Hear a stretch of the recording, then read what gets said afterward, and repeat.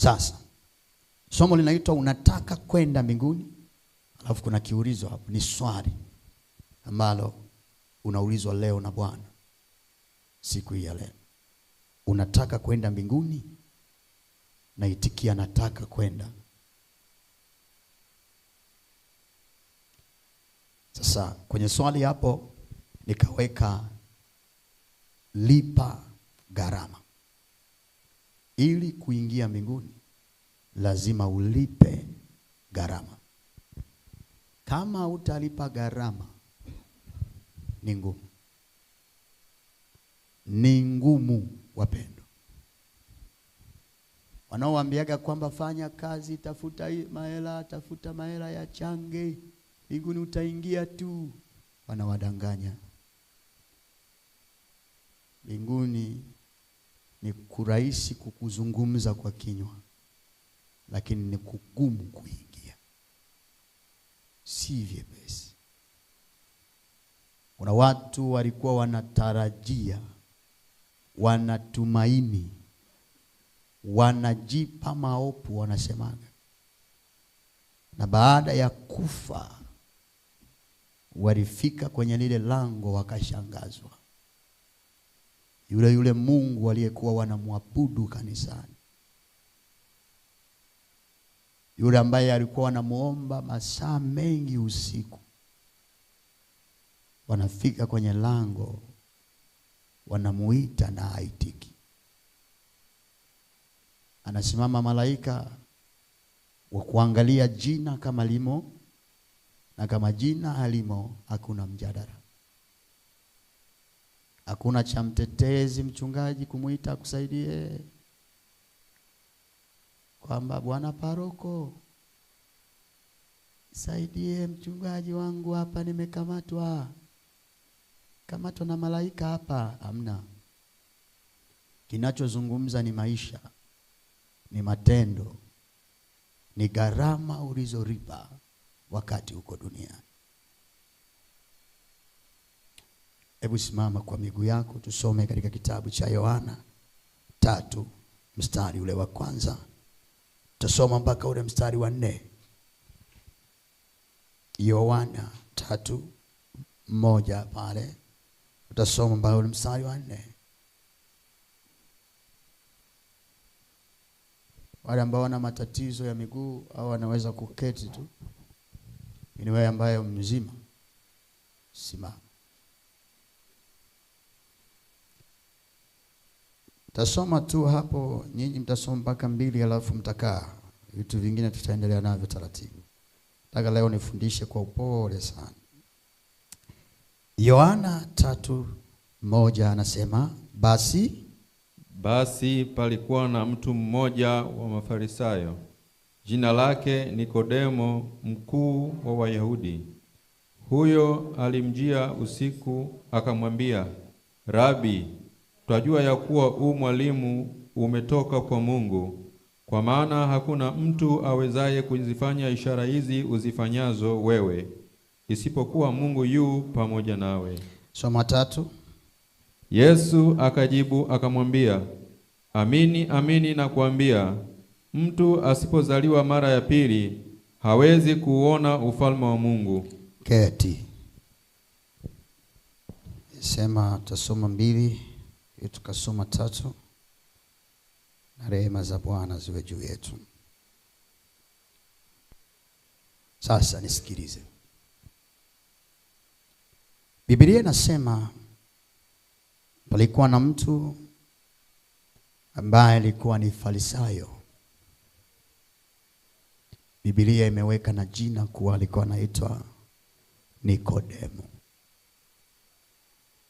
Tena si tu Farisayo, lakini alikuwa ni mkuu wa Wayahudi. Biblia inasema katika ule mstari wa 2, huyo alimjia usiku. Wakati huo Yesu anaendelea kufanya kazi ya wokovu, kuhakikisha mwanadamu anaokolewa. Huyu mkuu Nikodemo alikuwa ni mtu wa nyadhifa kubwa sana. Kwa hiyo kwa cheo alichonacho aliona haibu, au aliona yawezekana akaingia kwenye matatizo kwa sababu ya Yesu Kristo akija mchana watu wanamuona. Kwa Nikodemo alikuja wakati wa usiku ambapo anahakikisha kwamba hakuna mtu aweza kumuona. Watu wengi wamekuja kwa Yesu, lakini wamekuja katika hali ya giza. Hawataki kulipa gharama. Wanakuja kwa kujificha. Hawataki kulipa gharama. Nikodemo alijua nikija mchana yawezekana kabisa hata nikapoteza nafasi yangu. Kwa hiyo nije usiku. Mstari ule wa 3, Yesu alipotambua ya kuwa, na ukisoma vizuri anasema huyo alimjia usiku akamwambia, Rabi, twajua ya kuwa huu mwalimu. Anajua kuwa ni mwalimu. Uko hapa, unajua kuwa unamtumikia Yesu. Unajua kuwa umeokoka. Unajua kuwa unaenda kanisani. Unajua kuwa utaingia mbinguni. Sasa kujua haitoshi. Kujua haitoshi. Nikodemo naye alikuwa anajua kwamba Yesu Kristo ni mwalimu. Kama wewe unavyojua kwamba Yesu Kristo anaokoa. Yesu Kristo alikuja akafa kwa ajili yetu ili sisi tupate ondoleo la dhambi na kisha tuone uzima wa milele. Ni kweli unajua mambo hayo. Yamehubiriwa masikioni mwako kila wakati unapokuwa unafuatilia. Iwe ni kwa mitandao, iwe ni kanisani, wajua. Hakuna usichokijua. Kama Nikodemo, twajua ya kuwa wewe ni mwalimu umetoka kwa Mungu. Kwa maana hakuna mtu awezaye kuzifanya ishara hizi uzifanyazo wewe isipokuwa Mungu yu pamoja naye. 3. Majibu ya Yesu yalikuwa ni tofauti kabisa na kile Nikodemo alichokuwa anakisema. Mtu mwingine angesema, amen, umeona mimi nimetoka kwa Mungu. Moto umeuona sasa. Na bado ninaandaa mkutano wa Injili, utaona hiyo ilikuwa cha mtoto. Kuna kimbunga. Lakini Bwana hakujimwambafai. Hakujisifu. Kazi zenyewe zilimtambulisha yeye kuwa ni nani. Hakutaka kujieleza kwa watu kuwa wajue yeye ni nani. Hila, mstari wa 3 Yesu akajibu akamwambia, amini nakwambia, mtu asipozaliwa mara ya pili. Hebu nikuulize. Swali la Nikodemo na jibu alilolijibu Yesu vinafanana?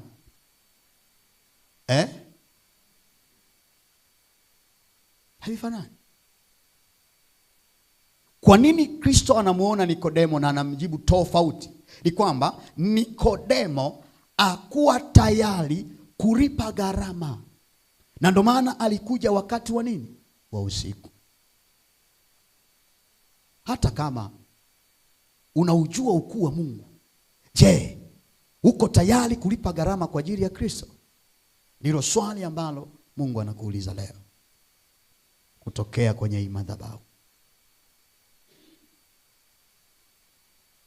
Yesu Bwana, kwa sababu alikuwa anaona, hakuona sifa kama leo watu wengi wanavyopenda sifa. Yeye alichokiona, aliona ujio wa Nikodemo, kwamba ndani yake umebeba uoga. Moyo wake hauko tayari kulipa gharama kwa sababu ya Yesu. Akamjibu akamwambia, amini nakwambia, mtu asipozaliwa mara ya pili, anamwambia sasa, japokuwa umenisifu, ila kama hautazaliwa mara ya pili, sifa hazitakusaidia. Ndio maana yake. Kunisifu hakutakusaidia. Kuniabudu hakutakusaidia. Ikiwa unanijia usiku, ikiwa bado hujajidhabihu, hujajitoa, hujajiachilia kwa Mungu, umejificha. Mtu asipozaliwa mara ya pili hawezi kuona ufalme wa Mungu. Muulize jirani yako, umezaliwa mara ya pili?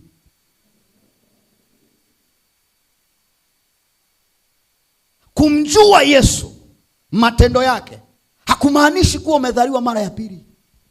Nikodemo alikuwa anajua, lakini si kwamba alikuwa amezaliwa mara ya pili. Ndivyo ilivyo leo Wakristo wengi hapa na sehemu mbalimbali, wanamjua Yesu ya kuwa alikufa kwa ajili yao, lakini hawajazaliwa mara ya pili. Kwa hiyo ni mambo mawili tofauti. Tutakwenda kuona watu waliozaliwa mara ya pili wakoje. Sasa usije ukabaki na neno unasema namjua, ya kuwa wewe umetoka kwa Mungu. Kwa ishara hizi hakuna mtu atendaye isipokuwa aliye na Mungu. Halafu kumbe hujazaliwa mara ya pili, na ukashindwa kuulisi ufalme wa Mungu. Mtu asipozaliwa hawezi kuona ufalme wa Mungu. Nikodemo akamwambia, wawezaje mtu kuzaliwa akiwa mzee? Awezaje kuingia tumboni mwa mama mara ya pili kuzaliwa? Lilimchanganya. Na leo watu wanachanganyikiwa. Wanajua kusifu na kuabudu kanisani, kuja kanisani, hiti ndio umezaliwa mara ya pili. Hapana. Kusema kinywani mwako Yesu, Yesu, Yesu, Yesu ndio kuzaliwa mara ya pili. Hapana. Nikodemo alijua huyu ni Yesu, alijua ni rabi, alijua ni mwalimu, lakini hakuwa amezaliwa mara ya pili. Ni swali, uko hapa, umezaliwa mara ya pili kweli? Aliyezaliwa mara ya pili, matendo yake yanafanana kama wewe? Maisha yako ya kila siku katika jamii, kujitoa kwako kwa Mungu. Tuangalie Yohana 12:42. Hawa ni wengine sasa, Mafarisayo wengine. Ndio utajua ninachomaanisha. Kwa nini Farisayo huyu mkuu wa Wayahudi Nikodemo aliingia usiku kumuona Yesu gizani, wakati yeye Yesu Kristo ni nuru? Yeye amekuja gizani, ananyemelea. Tasoma mpaka ule mstari wa 42-43 tutasoma pale. Walakini hata katika wakuu walikuwemo wengi waliomwamini. Sema waliomwamini.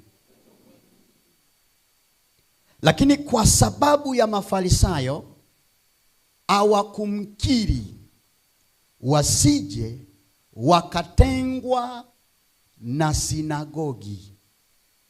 Walikuwa wanamwamini, lakini hawajafanyaje? Hawakumkiri. Maana yake hawajazaliwa mara ya pili katika yeye. Kwa nini hawamkiri? Wanaogopa mazingira yaliyowazunguka. Hawataki kujidhabihu, kujitoa sadaka. Watu wengi wanasema swadaka.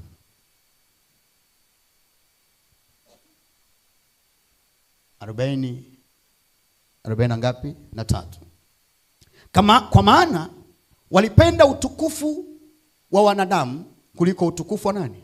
Wa Mungu.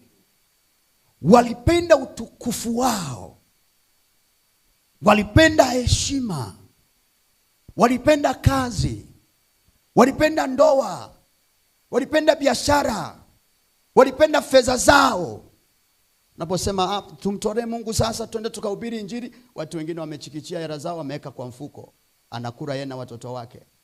Wanapenda utukufu wao, lakini hawakupenda watoke kwenye utukufu kwa sababu ya Yesu Kristo. Maana ukimwamini Yesu Kristo ukazaliwa mara ya pili, kuna baadhi ya utukufu utakuacha wa kibinadamu.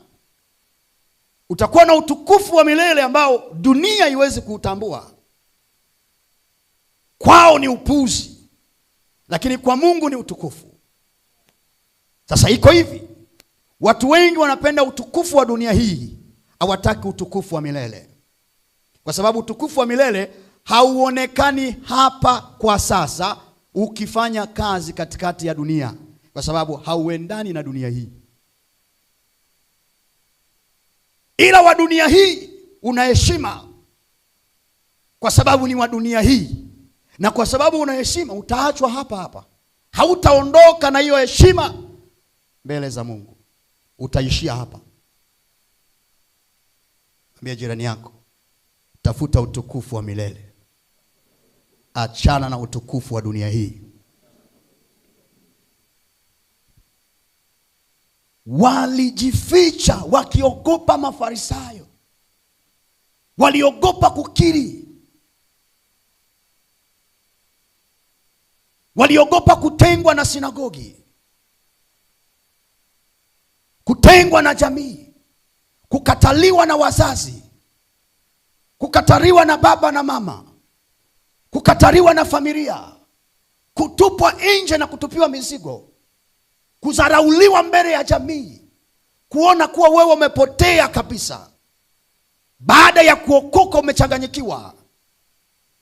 Wakaona utukufu huo waung'ang'anie. Hawataki kuadhirika, hawataki kujikana. Mtu mwingine anasema, mchungaji, sasa mimi nikichangia hata 2000 wakati na mchana ndio ya ugali wangu hapo inakuwaje? Hawataki kujikana kwa ajili ya Yesu. Lazima ulipe gharama. Kama hautokuwa tayari kulipa gharama, mbingu utaisikia. Mbingu ni kulipa gharama. Mbingu ni kukubali kuzaliwa mara ya pili na kumtazama Mungu pekee, kwa yeye ndiye mwanzo wa maisha yetu. Endelea kidogo. Kuzaliwa mara ya pili ni kujikana, kulipa gharama. Tusome Marko 10:28. Marko 10:28.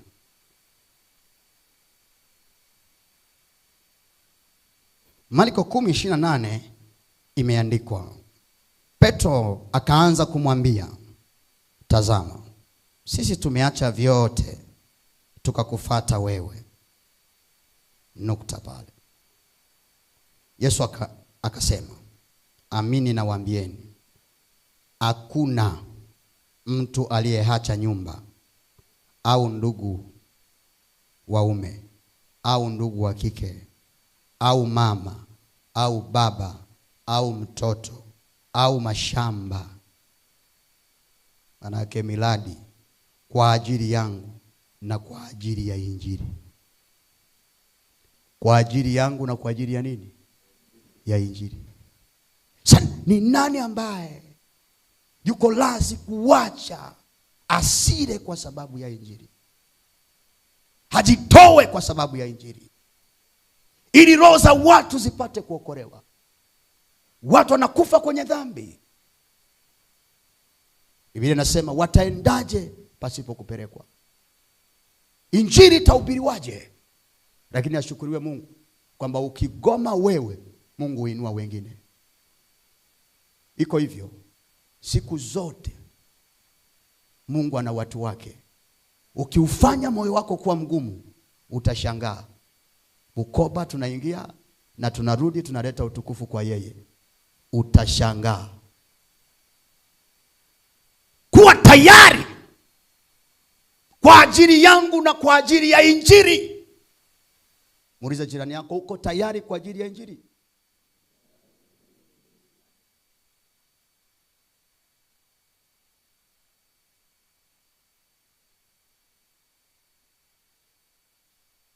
Watu wengi wako tayari kwa ajili ya Yesu. Sasa mimi niko tayari kwa ajili ya Yesu, nimempenda Yesu, lakini wako tayari kwa ajili ya injili. Tunaposema twende tukahubiri injili, na kuna mtu, ngoja nikwambie, kutoa sio lazima utoe kitu kikubwa. Umeona hawa watu walivyotoa hawa, baraka ziko kwao. Sio lazima, ni sehemu yao wamemtolea Mungu. Hakuna mtu ambaye hapa hanaga hera. Hayupo. Nani anaga hera hapa?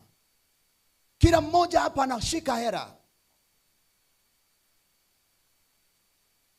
Hakuna.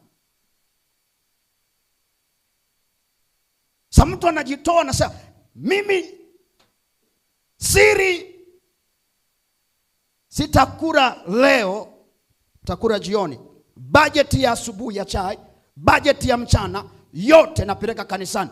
Waende wakahubiri injili, watu waokoke. Nishinde njaa kwa sababu ya injili. Yupo huyo mtu hapa?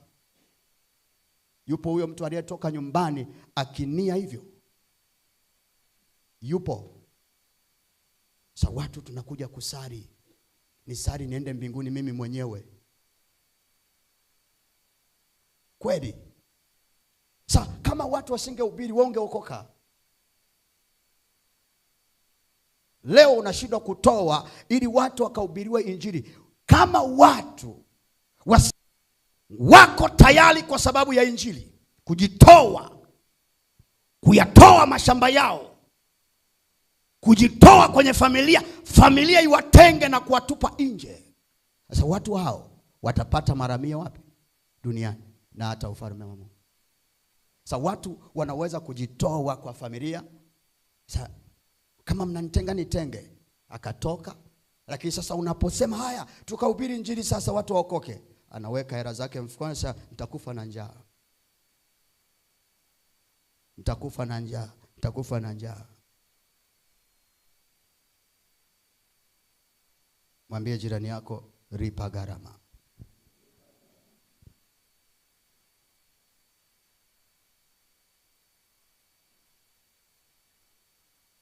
Ukisoma Wafilipi 3:7, uni Paulo sasa.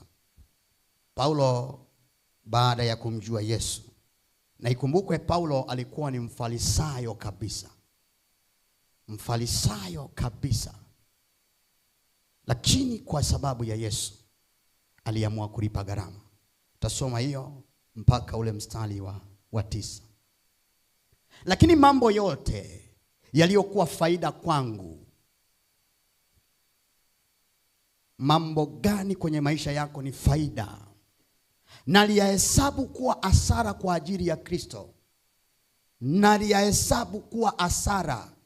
Unajua neno hasara? Wale wanaofanya kazi kwa ofisi za kuuza vitu, vizaa, ninapozungumza hasara wanaelewa. Wanapopata shoti, kichwa kinawaka moto.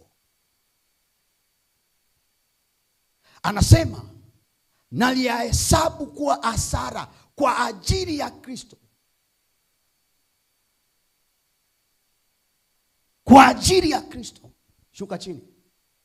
Naam, zaidi ya hayo naliyahesabu mambo yote kuwa hasara kwa ajili ya uzuri usio na kiasi wa kumjua Kristo Bwana Mungu, ambaye kwa ajili yake nimepata hasara ya mambo yote, nikiyahesabu kuwa kama mavi ili nimpate nani? Kama mavi nimpate nani? So umechikichia hela umeweka kwa mfuko. Kazi ya Mungu inaendaje sasa? Unahesabu faida tu. Kama mavi nimpate Kristo. Ni nani ambaye anaweza kuweka rehani vitu vyake, havihesabu kama mavi kwa sababu ya Yesu?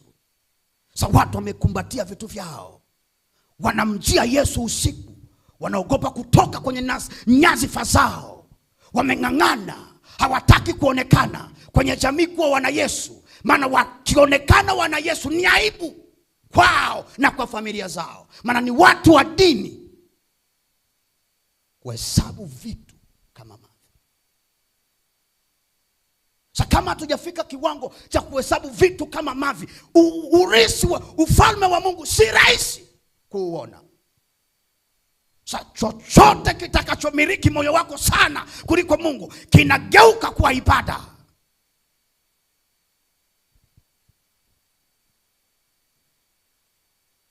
Kwa ajili ya mavi hili nimpate Kristo. Nimpate Kristo. Kristo anapatikana unapohesabu vitu. Kwa nini? Umpate Kristo. Kumpata Kristo kama bado unahesabu vitu vyako na unaviweka katika nafasi, haviko katika nafasi ya hasara, pole sana. Pole sana. Pole sana.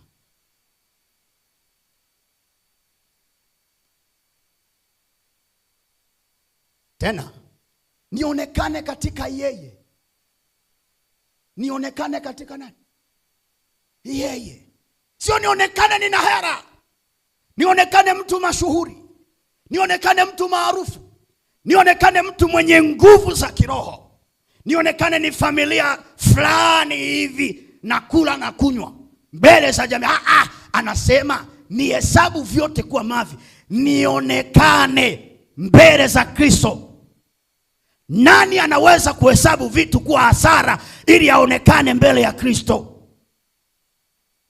Kanisa la leo alitaki kuhesabu vitu vyao hasara, wanataka waonekane kwa jamii. Ndugu yangu, nisikilize. Vitu vyote uvionavyo leo, iwe ni fedha, iwe ni mali, iwe ni magari, iwe ni majumba, iwe ni vitu vya thamani, vyote vinahesabiwa muda. Vinahesabiwa nini? Muda. Hakuna kinachodumu. Heshima ya dunia haidumu, huwa ina mwisho. Utakuwa na gari zuri, itafika mahali litaharibika, utauza. Itafika mahali utazeeka. Ulikuwa unaweza kutembea, huwezi kutembea tena. Wanakubeba, wanakuingiza kwenye gari ukipata neema ya kuzeeka. Na hiyo ni neema. Kila kitu kina kikomo. Hakuna kinachoweza kudumu hapa. Utalijenga jumba kama sinagogi la kifahari, lakini mwisho wa siku utarara miaka ya kuhesabika.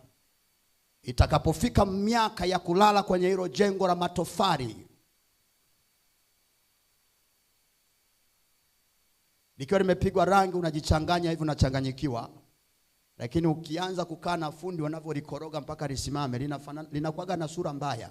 Ila likishapigwa rangi, basi fahari ya mwanadamu inainuka hapo. Kila unachokiona kina expire.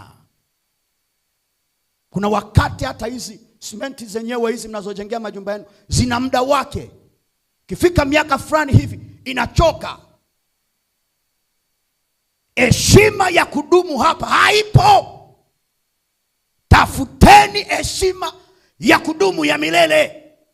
Biblia inasema wekeni hazina zenu hapa. Hazina za hapa hazidumu. Naweza ukajaza fedha, ukawa na fedha kila ukipita unajeuri kila mahali, lakini mwisho wake ni udongo, unakunjwa, unaingizwa kwa shimo.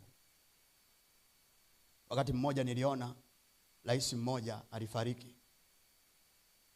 Alipofariki, mwishoni akatolewa kwenye jeneza, akakunjwa kwenye sanda, tui akarushiwa huko. Ni rais ambaye anatembea na ving'ora na nini, heshima kila mahali anakopita, lakini mwisho wa kifo chake anarazwa kwenye kaeneo hivi. Kafuti ngapi katika naito? wale wachimba makaburi zamani. Analala mle, wakishamaliza wanamfukia. Ndugu na jamaa wanalia, tulikupenda sana, ulitujali, ulitutunza, tutatunzwa na nani? Maneno yale wanayoyasema hawajui na wao wana muda wao wa kuexpire. Sasa unavyolia leo kwa kaburi la mwingine, ujue na wewe utaririwa. Wanapoweka mashada, na unaweka mashada kwa kugombana kwamba mbona sijapewa shada mimi, ina maana sijulikane kwenye familia, ujue wewe usio na wasiwasi, watakuwekea mengi tu ya kutosha. Heshima ya dunia ina kikomo. So watu naposema mtoreni Mungu, jamani, wekezeni vitu vya umilele, watu waokolewe. Yesu kitu cha pekee anachotamani kifanyike kwa Wakristo leo ni kuhakikisha roho za watu zinaokolewa. Iko ndo la maana. Ndio lilomfanya yeye aache enzi na utukufu mbinguni, aache kila kitu, aache fedha. Kuna mtu ni tajiri kama Yesu? Kwani aliacha vyote akaja huku akazaliwa kwenye zizi la ng'ombe kwa aibu? Ng'ombe wanalia tu ma. Mfalme anazaliwa ili akupate wewe. Ameacha.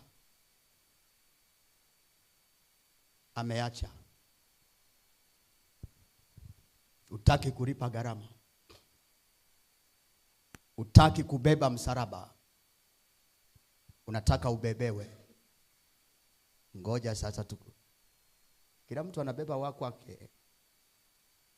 Yesu akusema basi wachungaji wabebeni misalaba muwafate.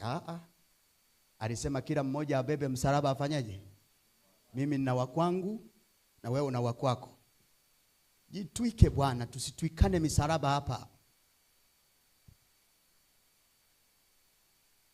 Yaani mtu anapokuwa anamtolea Mungu wakahubiri injili unapiga makofi na wewe hujatoa. Yaani hujajitwika msalaba eti unacheka. Kumbarikiwa, wanabarikiwa kweli. Wanabarikiwa kweli.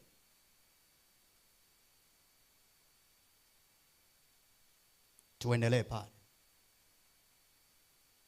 Tuendelee, nimalizia hapo, niingie kwenye andiko lingine.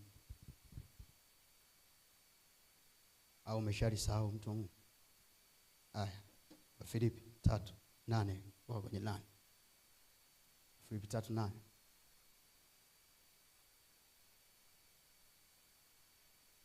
Kwa ajili ya uzuri na kiasi kwa kumjua Kristo Bwana Mungu, ambaye kwa ajili yake nimepata hasara mambo yote nikayahesabu kuwa, shuka chini 9.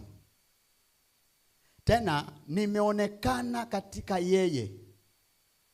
Tena nionekane katika yeye, nisiwe na haki yangu mwenyewe, maana yake nisiwe na ubinafsi, ipatikanayo kwa sheria, bali ile ipatikanayo kwa imani iliyo katika Kristo, haki ile itokayo kwa Mungu kwa imani. Marko 8:35. Marko 8:35. Marko 8:35. Marko 8:35. Anasema, kwa kuwa mtu atakaye kuiponya nafsi yake ataiangamiza, na mtu atakayeiangamiza nafsi yake kwa ajili yangu na kwa ajili ya injili, huyo ataisalimisha. Kwa ajili yangu na kwa ajili ya nani? Ni vitu viwili, injili na Kristo. Sasa usije ukajisahau hapo. Kwa ajili ya injili, usije ukajisahau. Kwa ajili ya injili lazima ulipe gharama kwa sababu ya injili. Watu waliweka mkutano wa injili, wakagharamikia, wakapiga injili. Ulikuwa huko umebeba rambo lako unaenda shambani au unakwenda zako sokoni, unasikia Yesu anaokoa, gharama imetumika. Ukapita na twende shangazi, sio ile inaita shangazi kaja, unaona watu wanahubiri injili, wakaja mbele, ukahubiri injili, kaingana na moyo, ukainua mikono, sema Bwana Yesu, mimi ni mwenye dhambi. Haujui watu kumbe walitoa gharama ili wewe upate kuokolewa. walitoa ili injili wakufikie wewe. Wameshaokoka, hauko tayari kutoa ili injili wafikie watu wengine.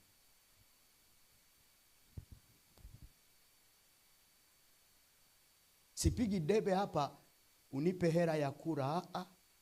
Mimi nazungumza kwa habari ya kazi tu, na moyo wangu umekaa kwenye kazi ya Mungu. Hapo tu, hapo tu.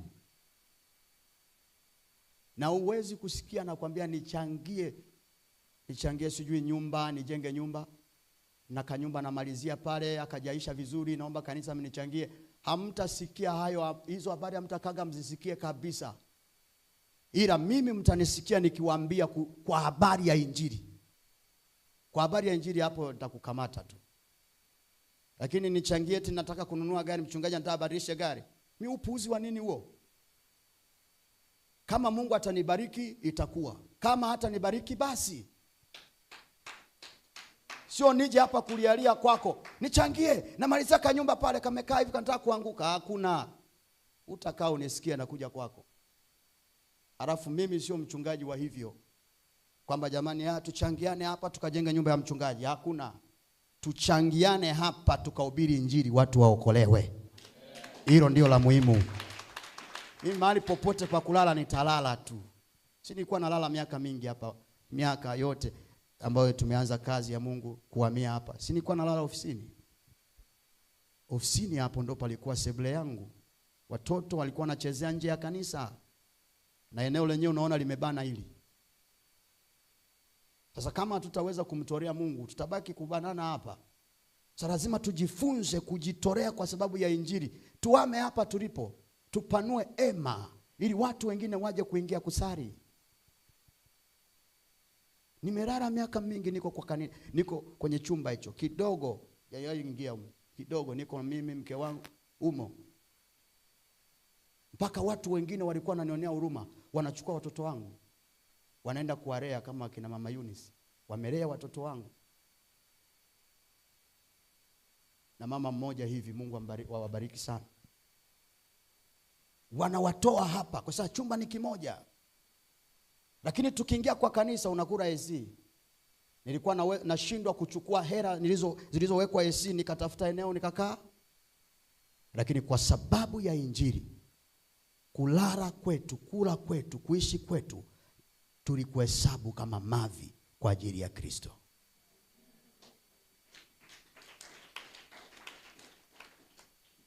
Lazima tujifunze kumweka Mungu mbele kuliko kuweka vitu vyetu mbele. Mungu akae mbele. Ifike mahali unasema mimi Mungu sina neno. Sina neno. Mpaka ilipofika muda Mungu akanitoa hapa, akanipatia kaeneo, nikajenga, ninaishi pale. Na sina deni, nikiangalia kanisa naona umetulia, unakula kiyoyozi, hakuna unacho kinachokutesa, uli joto. Sasa utakuja kunihukumu kwamba mchungaji kara hela yetu. Hata mbingu zenyewe zinaona, ni shahidi.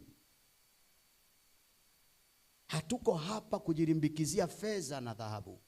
Tuko hapa kuhakikisha roho za watu zinaokolewa. Tunaimba nao milele tutakapoingia kwenye ule mji.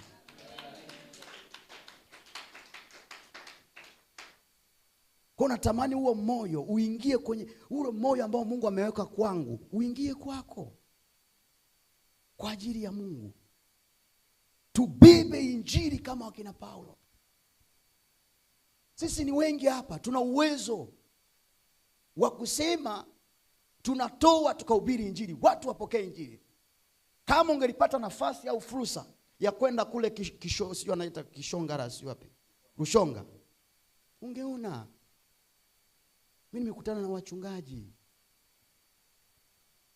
Ungeona hata ungepata nafasi hata kuzungumza nao. Nikupe sasa wewe kaka kwenye nafasi ya mchungaji, ongea na hawa watu.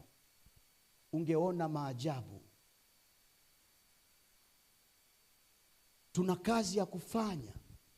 Wachungaji wengi wamemwacha Yesu. Hawataki kabisa. Wengine wameacha ndoa ya kwanza, wameoa ndoa ya pili, ndoa ya tatu, ndoa ya nne. Mchungaji akijisikia tu anatimua tu mke, anaoa mwingine.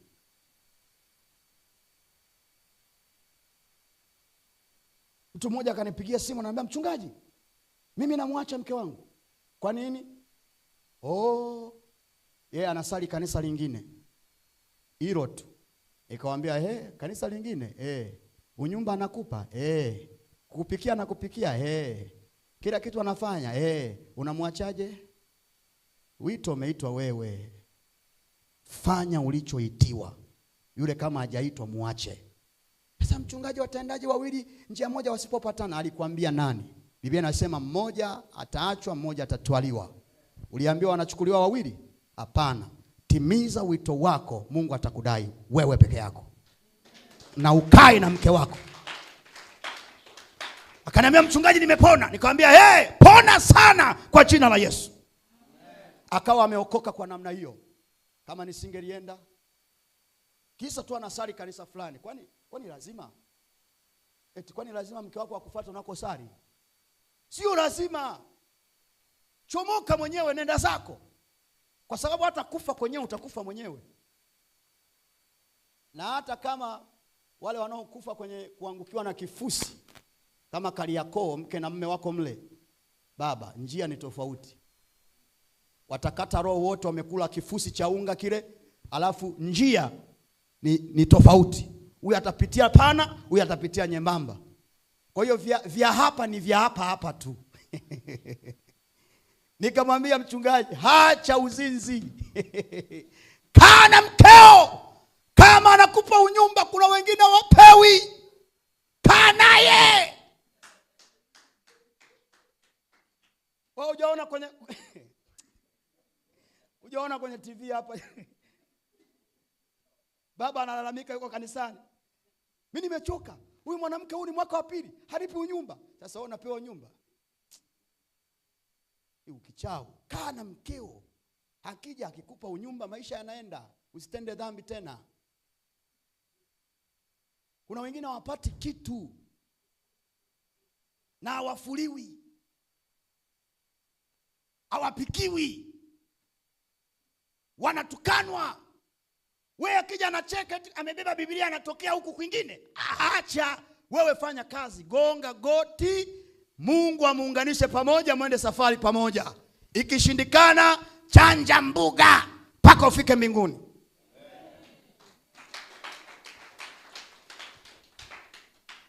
Nikamwambia, ukimwacha umemkosea Mungu. Kaa naye. Sasa mchungaji, nilikuja unishauri. Nikamwambia, nimekushauri hivyo hivyo. Kae naye hapo hapo. Baba mtu mzima, ukimwangalia ni mtu mzima, mimi mwenyewe hivi ni kadogodogo, lakini nina hekima ya Bwana. Aliye ndani yangu ni mzee kuliko huyo mzee aliyekuja kuomba ushauri hapa. Sasa sio hao wengi wameacha. Yuko na mke, yuko mwingine ametoka, ni mchungaji, katoka nje ya ndoa. Katoka nje ya nini? Na mke wake hajui. Anakuja, sasa mchungaji, nilipiga injili mpaka akaja akasema, mchungaji bwana, na mimi kwa kweli nimo humo. Nikamwambia, sasa? Nikamwambia, uliwahi kumwambia mkeo? Sijawahi kumwambia.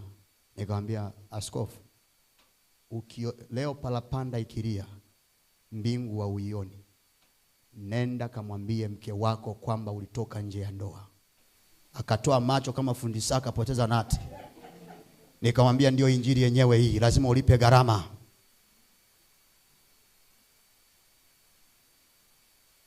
Nitendaje sasa kusema? Nikamwambia, utasema tu kama unataka Yesu. Yesu anataka ufanyeje? Useme. Akanambia, sawa mchungaji, nitasema. Nikamwambia, katengeneze. Huwezi kuwa unahubiri watu wengi ndani ya kanisa lako, alafu wakati paji lako limeandikwa mzinzi, nenda kawaambie. Tulikutana na mambo mengi na sekeseke nyingi, lakini Bwana alitupa hekima ya kuzitatua. Na watu wakakiri ya kuwa kweli Mungu yuko ndani yenu. Kwa sababu hatukupindisha neno, lilinyooka kama rula. Sasa kazi hii inafanyikaje? Lazima tujitoe. Bwana asifiwe. Lazima tufanyeje? Tujitoe. Anasema nafsi yake kwa ajili yangu na kwa ajili ya injili huyo ataisalimisha. Kujitoa kwa Kristo na kujitoa kwa injili. Mathayo 19:29 anasema, Mathayo 19:29, na kila mtu aliyeacha nyumba au ndugu wa kiume au wa kike au baba au mama au watoto au mashamba kwa ajili ya jina langu atapokea mara 100 na kuurithi uzima wa milele. Lakini wengi walio wa kwanza watakuwa wa mwisho, na walio wa mwisho watakuwa wa kwanza. Juzi nilikuwa na huyu kijana kwenye gari. Tumeingia mahali kununua vitu, yeye tukamwacha kwenye gari. Tunarudi nikakuta anaongea na mama yake mzazi. Mama yake mzazi hataki kabisa huyu bwana mdogo amtumikie Mungu. Ameshatafuta namna nyingi ya kutaka asifanye kazi ya Mungu. Na hii ndio wito alioitiwa. Mimi niliitwa na Mungu, sina kazi nyingine. Na kazi nilijaribu kufanya kazi vikashindikana. Nikara hasara tu, kila kitu hasara. Hapa tu ndo namuomba Mungu atusaidie. Angalau tukusanye na sadaka hizi. Kuna mashamba mahali angalau yanunuliwe, tuanze kupanda. Tusije tukakulilia tena hapa kukuomba hela. Tukitaka tu tunaangalia kwenye account, wanaangalia kwenye kuna kishi ngapi humo, inachomolewa, tunaenda kufanya kazi ya Mungu. Hiyo ndio naomba angalau Mungu ifanyike. Miradi ya kanisa isaidie injili. Sio kujenga magorofa na nini. Ya nini? Watu wahubiriwe. Tunatamani hapa tupate gari la injili hapa. Tupate system ya vyombo. Ukifika mahali mnashusha vyombo mnaweka hivi mpaka watu wanasema amina. Sana unaga tu wauni wako barabarani tu wanapita pale wanakata viuno wana chaijaba sijui mara wana simu wanatangaza matangazo ya simu Vodacom, na kuna vijana pale wanakata tu viuno pale kwenye magari. Sasa nasema Mungu, sisi haya magari haya tunapata unatamani ukawatoe wakata viuno pale, alafu usimame uanze kuhubiri injili, sema okoka. Akiza umepita pale, anasema Bwana tusaidie na sisi tupate haka. Lakini tunaamini Mungu atatupatia katika jina la Yesu. Kwa hiyo nilikuwa nasema huyu kijana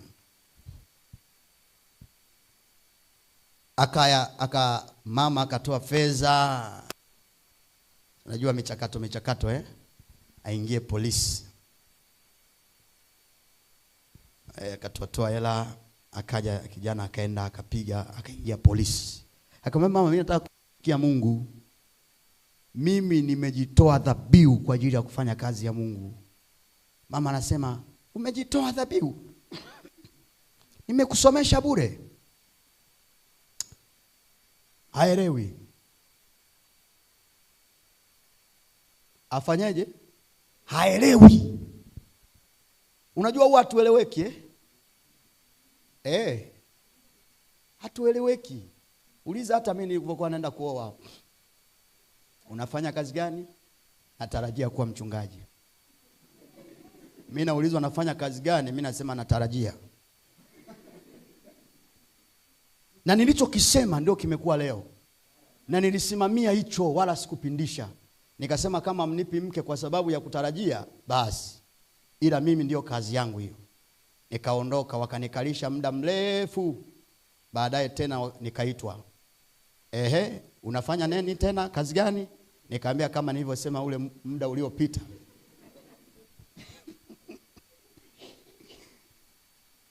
Na imekuwa hivyo. Na yeye mwenyewe tunafanya kazi ya Mungu hapa.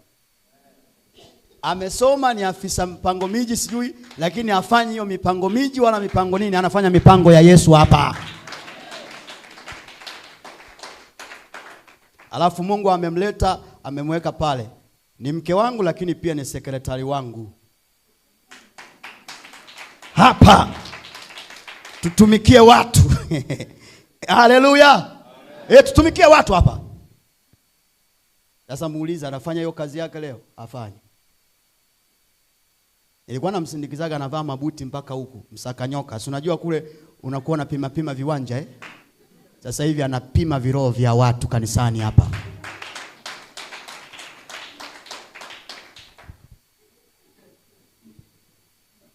Amen. Sasa kijana huyu ninamzungumza kwa sababu ana moyo wa kipekee sana.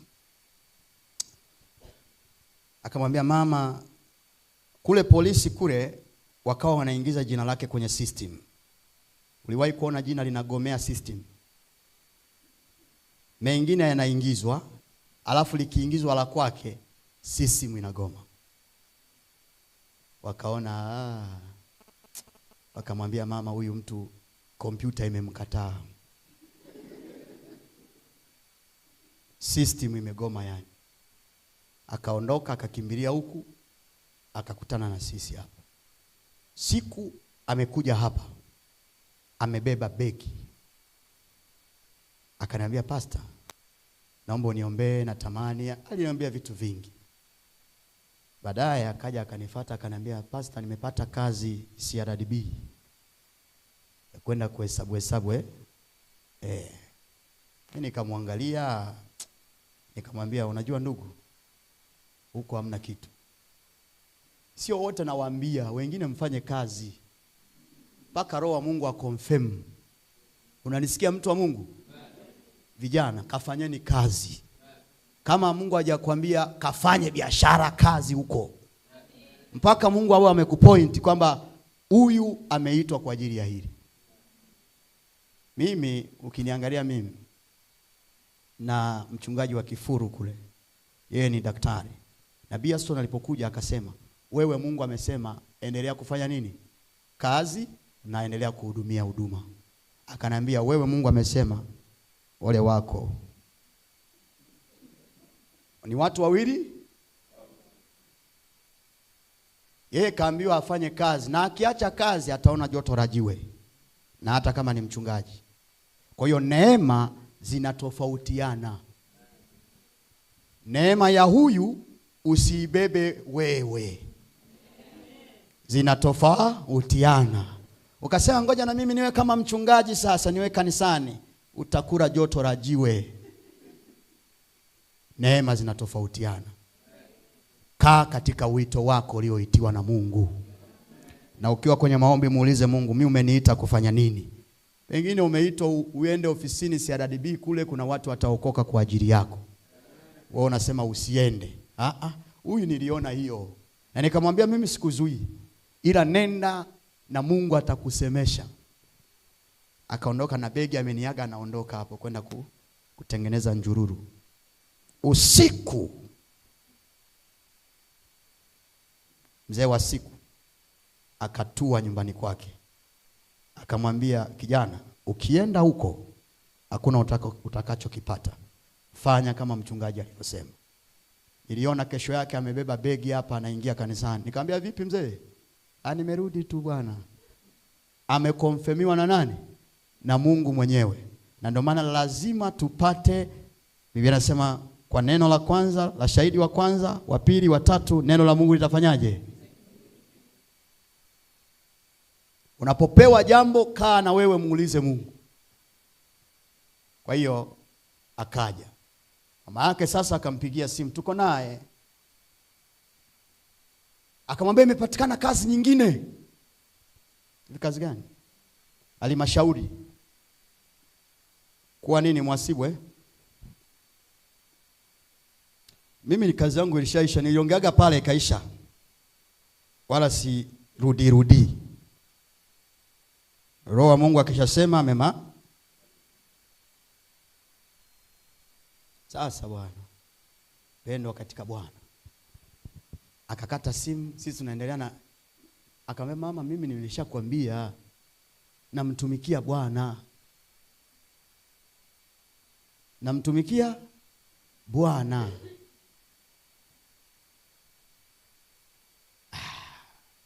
Mama alitoa maneno mazito. Yaani najuta kutoa hela zangu kukusomesha wewe. Laana zote. Kijana akawa analia.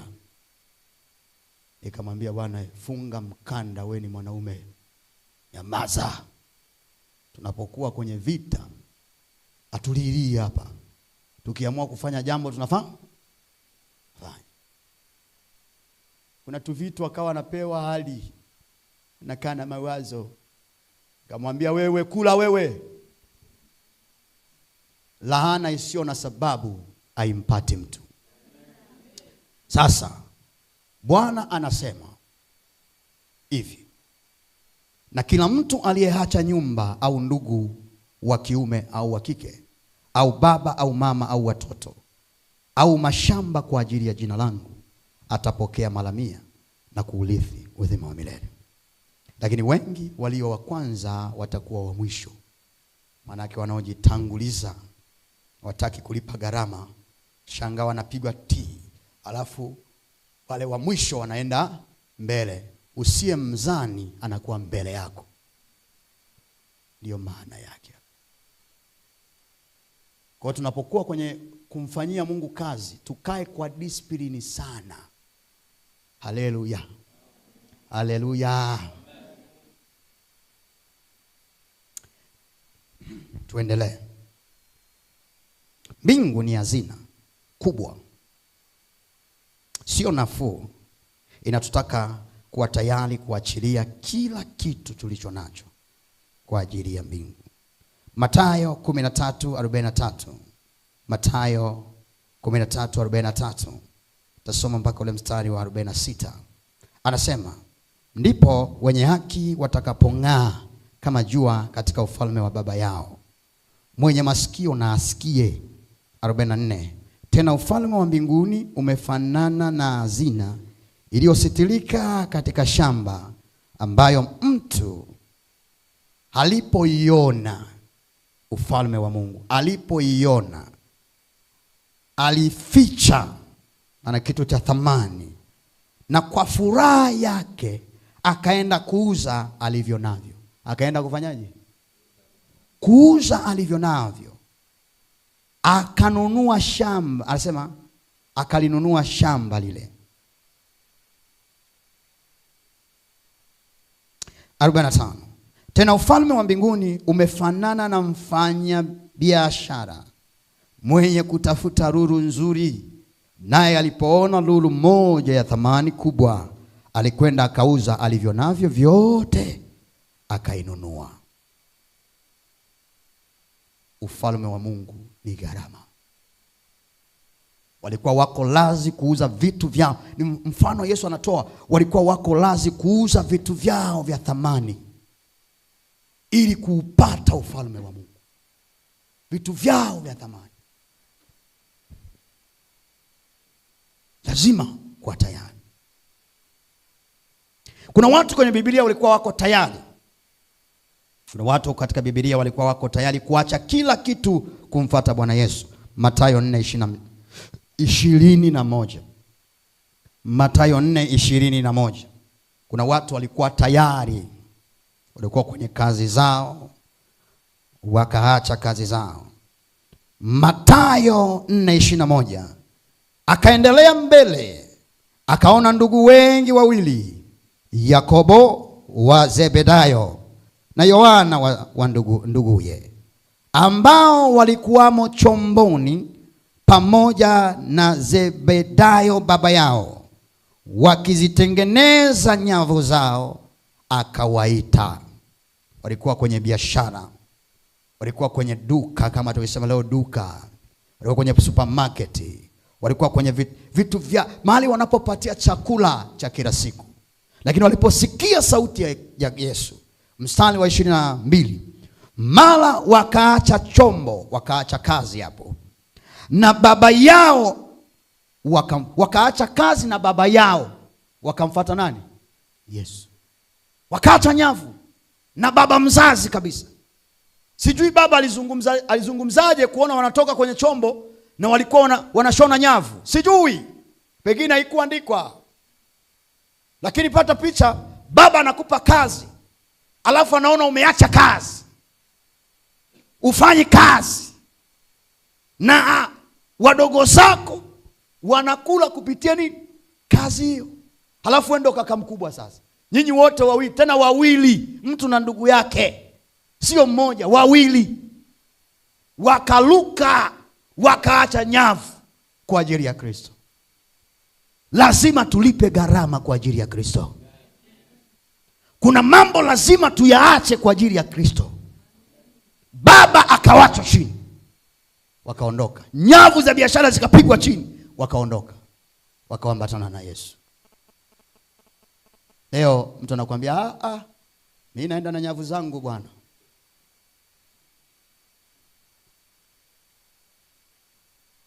Tena ngoja nikaongea na mzee wa Kigoma, basi tunakaa na mtumbwi wetu hapa. Lakini wanasema waliruka, wakatoka kwa mtumbwi, wakaambatana na Yesu. Kuambatana na Yesu kuna kulipa gharama. Huwezi ukaambatana na Yesu bure. Haipo. Ona nyinyi zamani nilipokuwa kwa waganga wa kienyeji mlikuwa watoaji. Leta mbuzi. Sawa. Wangapi? Naona 5, tutaanza na mmoja kwanza. Wote wanawakokota kwenye zizi. Unawaleta usiku. Wengine wana aibu mchana. Wanachinja wa kwanza damu na nani? Mganga anasema peleka mbuzi kachinje, wajinga waliwao. Inaingia huku, wanatengeneza mboga wanakula. Kwa nini nadhani mganga yeye anapata nyama wapi? Si kwa wale wanaoleta. Na chinja anakula asi. Unatoa ila huku unajivuta. Mahali ambapo ungetoa zaidi mpaka tone lako la nini? Maana unapotoa unawekeza. Hakitapotea. Ulichoweka kwa mganga kilipotea na hakina thawabu. Lakini unachoweka kwa Mungu hakipotei. Ukiweka leo utakikuta kesho utakapoingia mbinguni. Hakipotei. Hakipotei.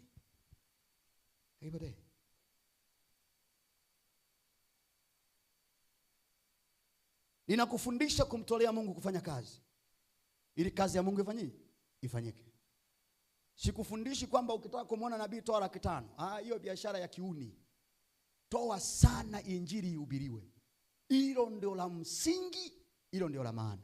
Watu waokolewe. Tukisimama pale jukwani, sasa Yesu anaponya. Kuna watu wametoa fedha zao. Watu wakiokoka pale kuja kumfuata Yesu, Mungu anatazama chanzo ni nani. Anakuona wewe uko ofisini pale.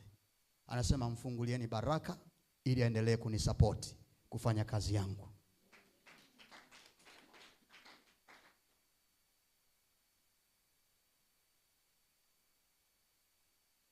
Akawaita. Marko 10:35. Tuangalie hawa watu walimpenda sana Mungu. Yakobo pamoja na Yohana. Marko 10:35. Marko 10:35 anasema, na Yakobo na Yohana wana wa Zebedayo wakamwendea wakamwambia, mwalimu, tunataka utufanyie lolote tutakalo kuomba. 36 akawaambia, mwataka niwafanyie nini? Wakamwambia, utujalie sisi tuketi mmoja mkono wako wa kuume na mmoja mkono wako wa kushoto katika utukufu wako. Yesu akawaambia, amjui mnaloliomba.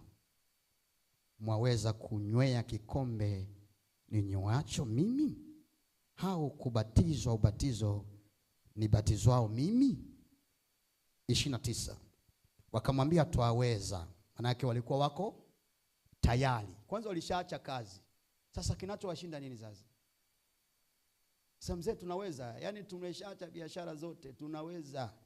au ndugu wangapi? Wawili, walioacha baba yao, walioacha biashara zao.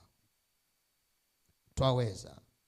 Yesu akawaambia, kikombe ninywacho mimi mtakinywea, na ubatizo nibatizwao mimi mtabatizwa. Maana yake gharama lazima ninazozipitia mtazipitia.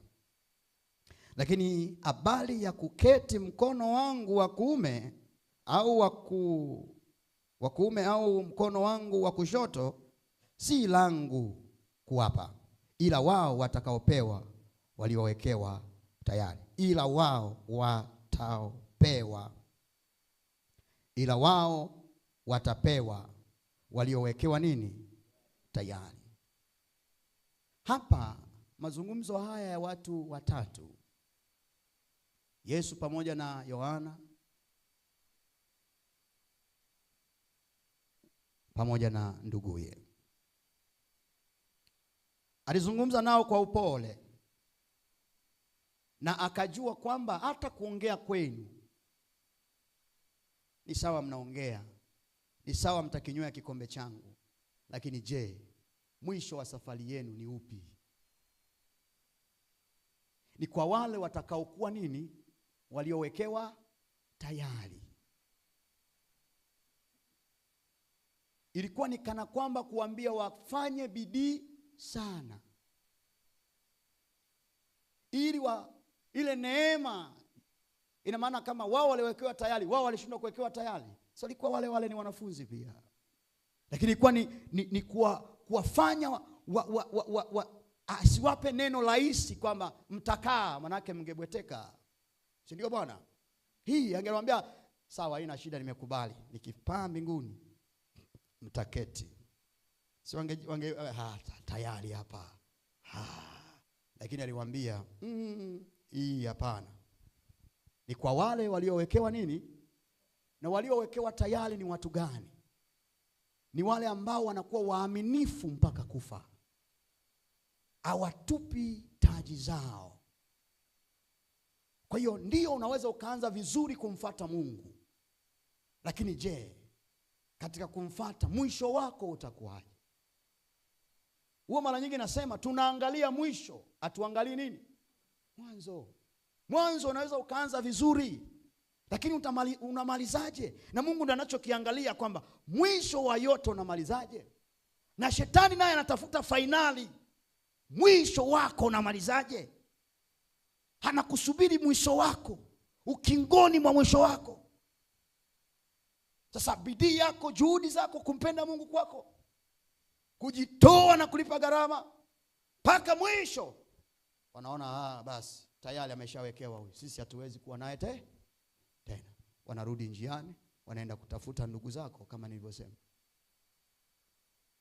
kwa sababu shetani anafanya kazi kila itwapo leo. Akikukosa wewe, anatafuta ndugu yako. Na ndio maana lazima tuwaombee ndugu zetu sana kwenye maombi yetu tunayokuwa tunaomba. Haleluya. Mungu yupo. Haleluya. Hapo utaona wanaanza kubishana. Wivu unaingia hapo katikati hapo. Walipoona anaongea na Yesu sana, wanafunzi wakaja pale, wakaanza kuwachukia Yakobo pamoja na mwenzake. Kwa nini? Kwa sababu walikuwa wanazungumza na Yesu.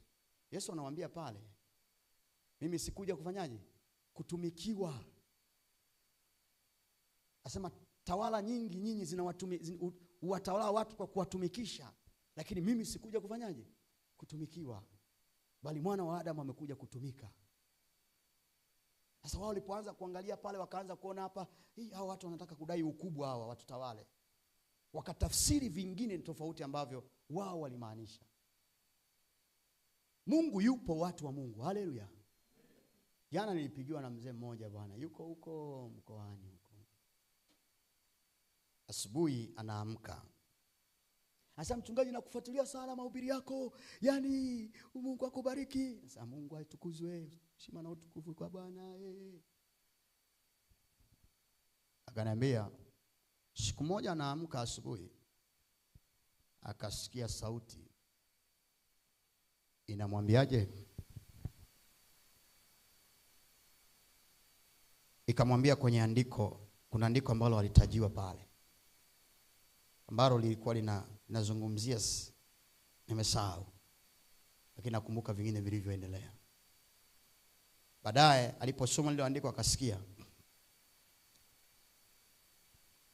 wanaosuka, wanaoweka vipodozi, iwe ni lasta, twende kilioni, sijui nini, vipodozi na kila kitu vyote vya urembo kwa wanawake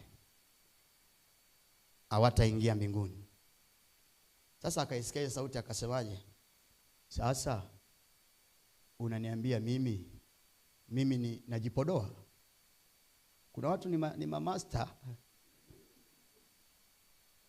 Akasema, wapi nimeweka nyusi? Wapi nimewekwa nani, nimesuka lini? Si uende ukawaambia wachungaji huko, wawahubiri washirika wao. Roho wa Mungu akafanyaje? Akanyamaza. Ananihadisia hapo, ni sauti anaisikia, sio anaota. Akasema, iliongea kibabe, lakini kuna wakati kama kungekuwa iko hivi ningekimbia. Roho wa Mungu alikuwa anaongea kwa upole. Akaenda kazini bwana. Anafika, alikuwa na kaduka pale sokoni. Yeye ndo ana duka kubwa la bidhaa za nini hizo wanaita? Za jumla. Alipofungua hivi, Carolite zinacheka pale, lasta, vipodozi, kila kitu kiko pale. Akachukua ile lasta, ili unajua unavyofungua hivi, mlango unaenda hivi, inabidi uchukue bidhaa nyingine utundike, si ndio bwana? Anachukua, anatundika, anasikia wauza lasta. Yale aliongelea nyumbani yanaanza kuongea. Wauza lasta, wasukaji, wanini hawataulisi ufalme. Wanasema kumbe mimi ni wakala Akakaa chini. Yeye ndo anauza hapo. Hakuna mwingine anayeuza hiyo biashara. Lazima ulipe gharama kwa jina la Yesu. Akiwa amekaa pale na ni MTAG, akakaa chini, akaangalia mbona duka lote limejaa hivyo vitu. Akasema, kwa hiyo vyote hivi, vyote vya kutupa hivi. Roho Mtakatifu akanyamaza. Ameshasema. Amefanyaje? Anasema, nilikusanya mzigo wote nikautoa. Leo anasema hana duka tena hilo. Alilifunga. Biashara hamna sasa. Na biashara ndio hiyo ameanza kuhubiriwa wapi? Nyumbani mpaka wapi? Anabishana naye, kwani mimi nasuka? Kwani mimi, kumbe yeye ni wakala huyu. Anasema, mchungaji, nilivyotoa kila kitu, nikaenda kanisani, nikawa naita mmoja mmoja mama. Ni mbaba, naita wa mama pembeni, anambia, Mungu ameniambia hivi vitu hamtaingia mbinguni hivi. Asema, wewe mchungaji akikusikia hayo maneno nayo yasema, utagombana naye. Wachungaji ndio wanaweka vifua. Niwaambie watu wa Mungu, msimwangalie mchungaji wala paroko. Kama Mungu amekusemesha, lipa gharama kwa ajili ya yeye. Hachana na hao wachungaji wengine. Wachungaji hawana mbingu. Sisi tuko hapa kama maiki. Kama nini? Kama hii maiki. Hii maiki ukiweka chini hivi, kwani inaongea? Tunaongea kwa sababu ya Mungu hapa. Si ndio watu wa Mungu? Na tunasimama kuongea ya Mungu hapa. Kama ya Mungu hayapo, hapo ni mshereshaji, ni send off. Maiki inatumika. Lakini hapa tuko kwa ajili ya Mungu. Akawafuata wa pili, wakaenda kumwambia mchungaji. Mchungaji akasema, sasa huyo mtu muacheni, amechanganyikiwa, anakaribia kufa, kwa hiyo anatafuta wakufa naye. Mzee wa watu akashtuka, kufa tena? Ananipigia simu, ananiambia, mchungaji, nafanyaje? Nikamwambia, songa mbele. Sasa baadaye akawa amealika mtu kanisani, huyo mchungaji wa TAG akahubiri siku hiyo injili ile. Akasema niliyekuwa napiga makofi kanisa zima ni mimi peke yangu. Wote wamenyamaza wanaangaliana. Yeye anapiga amina, amina. Kashatupa mzigo huko. Anajua kulipa gharama kwa ajili ya Yesu. Amina. Anasema injili ilipomalizika, mchungaji akasimama akasema kile ambacho sijawahi kuwahubiri msikifate. Kile nilichowahubiri kifateni. Hata kama nimemwalika mtu mimi akihubiri ambacho sijawahubiri msikifate.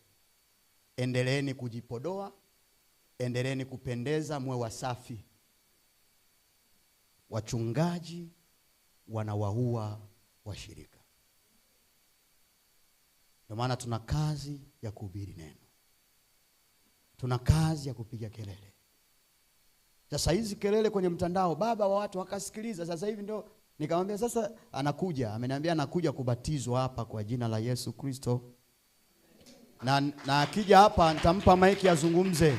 Aliyetupa mawigi duka zima na vitu vyote akarudi zero kwa ajili ya Yesu. Amelipa gharama. Mwambie jirani yako lipa gharama. So watu wametupa vitu vyao kwa ajili ya Yesu. Wewe unajisikilizia. Watu wanapenda maisha kuliko Mungu. Wanasahau kuwa maisha ya sasa yana mwisho. Luka 14:25. Niende haraka nimalize. Luka 14:25. Makutano mengi walikuwa wakifuatana naye. Aligeuka akawaambia, kama mtu akija kwangu naye amchukii baba yake na mama yake na mke wake na wanawe na ndugu zake waume na wake, naam na hata nafsi yake mwenyewe, hawezi kuwa mwanafunzi wangu. Neno pale nafsi yake mwenyewe. Nafsi yake mwenyewe, kujipenda kuliko Mungu. Kuipenda nafsi yako kuliko kumpenda nani? Kumpenda Mungu. Lazima tuwe tayari kwa ajili ya Mungu. Anasema hawezi kuwa mwanafunzi wangu. Sasa watu wengi ni kweli mnakiri jina la Yesu, sio wanafunzi wa Yesu. Kwa nini? Hamtaki kujitoa nafsi zenu. Hamtaki kulipa gharama. 27. Mtu yeyote asiye uchukua msalaba wake na kuja nyuma yangu hawezi kuwa mwanafunzi. 28. Maana ni nani katika ninyi kama akitaka kujenga mnara asiketi kwanza na kuhesabu gharama kwamba anayo ya kumalizia?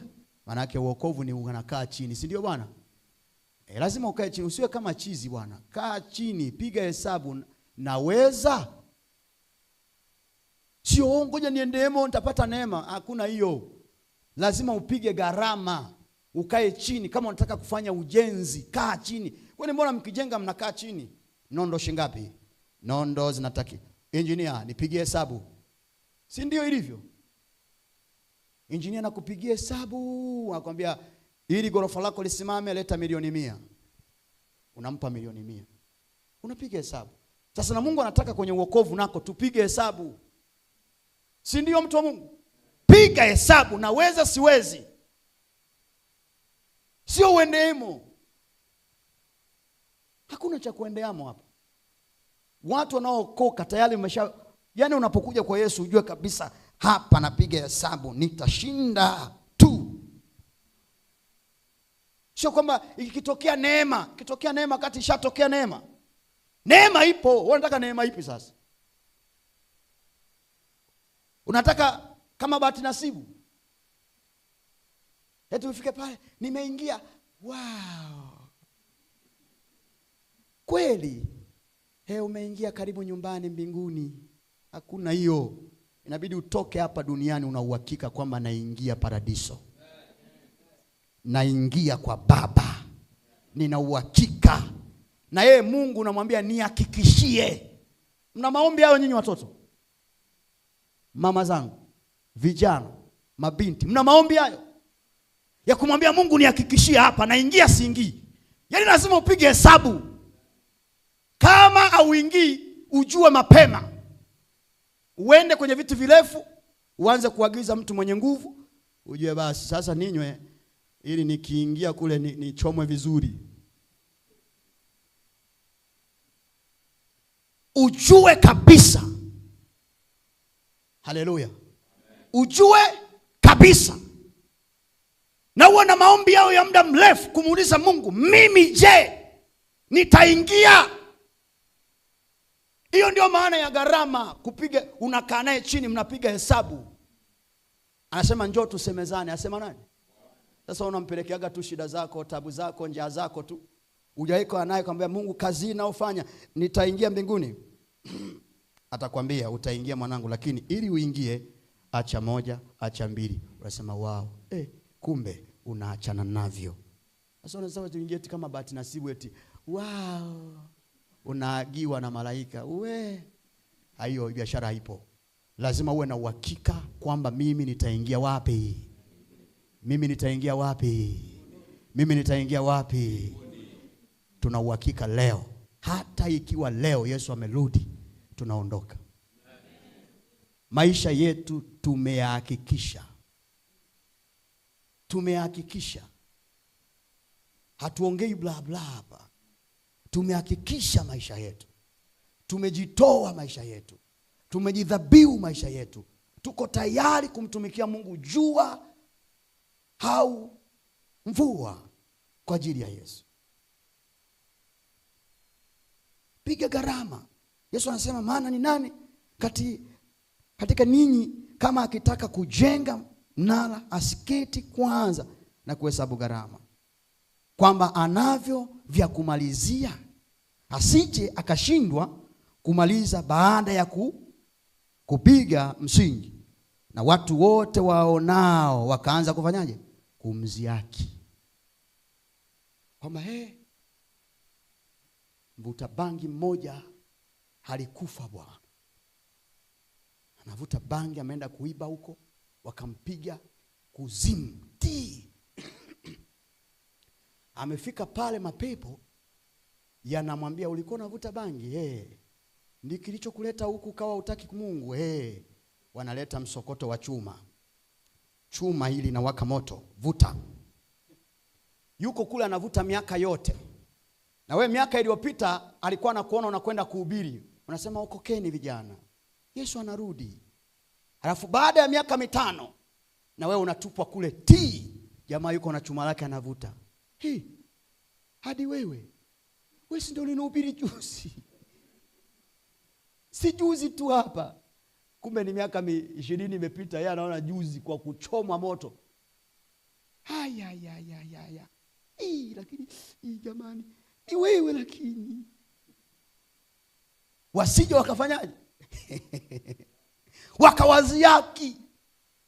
Wanadhani kwanza siku hizi watu wanaficha uokovu. Hata uovu si watu wanauficha.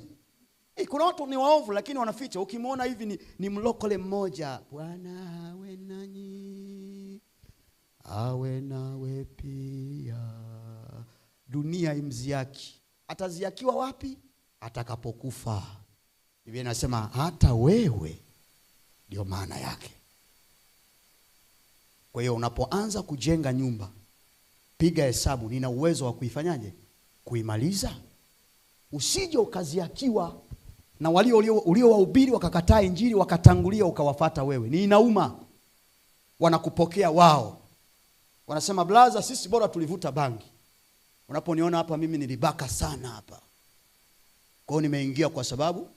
Lakini sasa ndugu yangu, we tu umeingia hapa kwa sababu ya uongo tu rafiki yangu. Kumbe ulikuwa muongo kanisani Karibu bwana. Tunaungua pamoja milele hapa. Unaziakiwa bure.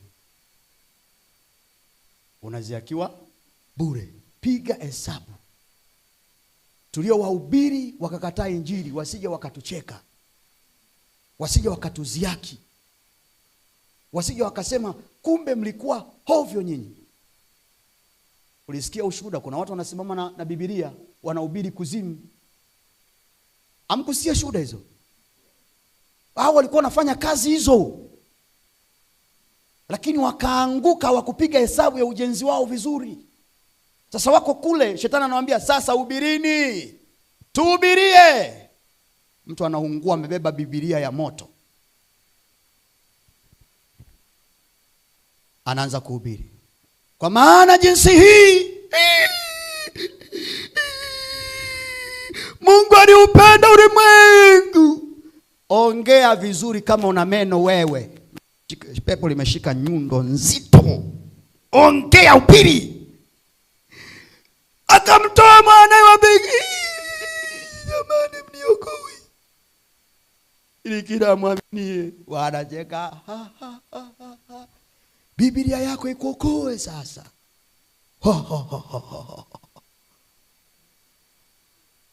Unajiita mlokole,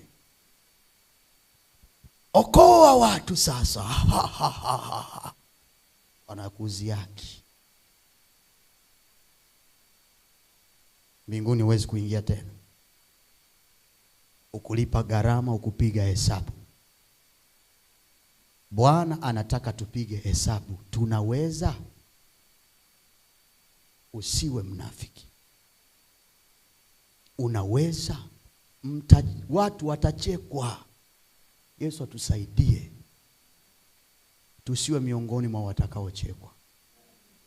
Watu watafanyaje? Watachekwa. Hubiri injili wewe. Hubiri. Unapigwa teke na pepo. Ana bonge la mguu hili, zinga la hubiri wewe. Alafu unasukumiwa kwenye moto, na moto unakupushi urudi tena mbele hivi. Haya, hubiri. Moto unafanya hivi. Unahubiri kwa nini? Kwa lazima, kwa kulia. Wako kuzimu wanaohubiri. Wanahubiri lakini watu hawaokoki. Wanahubiri na wao wako kwenye mateso. Wanadhihakiwa kwa lile walilolifanya na hawakupiga hesabu vizuri. Tupige hesabu zetu. Naweza. Hakuna mambo ya bahati nasibu hapa. Hatuchezi kamari. Wokovu unapiga hesabu. Hatuchezi kamari hapa. Eti kwamba nitapata. Utapata. Wewe unadhani ni wokovu ni beti, kubeti mkeka? Hapana. Wokovu lazima ukae chini, upige gharama, na ujue kabisa mimi gharama yangu ya kumalizia nyumba ni kiasi fulani.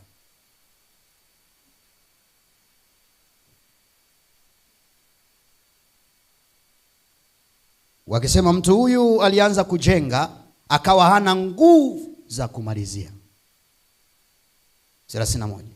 Hau kuna mfalme gani akitaka kwenda kupigana na mfalme mwingine asiketi kwanza na kufanya shauri kwamba yeye pamoja na watu 10,000 ataweza kukutana na yule anayekuja juu yake na watu 20,000?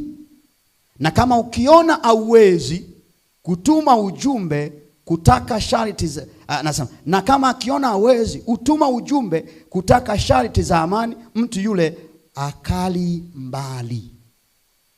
Basi kadhalika kila mmoja wenu asiyeacha vyote alivyo navyo hawezi kuwa